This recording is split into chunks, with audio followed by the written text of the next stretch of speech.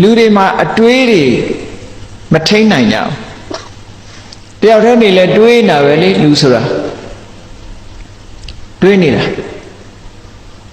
အမြဲတမ်းတွေးနေကြတာအဲ့ဒီအတွေးထဲမှာမကောင်းတဲ့အတွေးက3မျိုးကောင်းတဲ့အတွေးက3မျိုးမကောင်းတဲ့အတွေးကိုမိစ္ဆာဝိတက်လို့ခေါ်တယ်ကောင်းတဲ့အတွေးကိုတမ္မာဝိတက်သို့မဟုတ်တမ္မာသင်္ကပ္ပမကောင်းတဲ့အတွေးဆိုတာဘာကြောင့်မကောင်းတာတုံးလို့ဆိုလို့ရှိရင်အသိဉာဏ်ရဖို့အတွက်အဟန္တာအနှောင့်အယှက်ဖြစ်လို့မကောင်းဘူးလို့ပြောတာ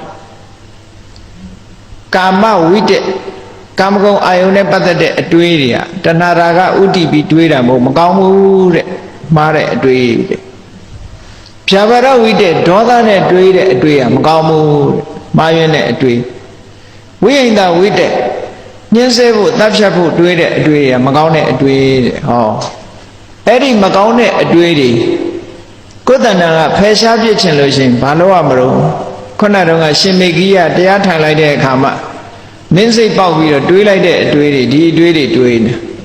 အဲ့ဒီအတွေးတွေပျောက်အောင်ဘာလို့ရမလို့ဆိုရင်အာနာပါနတတိဘာဝေတ္တပါတဲ့ထွက်လေဝင်လေရှုပါလို့ပြောတာထွက်လေဝင်လေပေါ်မှာလေးတတိစိုက်ထားပါအာနာပါနတတိကမ္မထံကိုအာထုတ်ပါလို့ဒါပြောတယ်နော်လေလေးကိုမှန်မှန်ရှုပြီးတော့အာနာအပါနထွက်လာတဲ့လေလေးဝင်သွားတဲ့လေလေး24နာရီလူကနှာခေါင်းကအသက်ရှူနေတာဆိုတော့အဲ့ဒီလေးပေါ်မှာ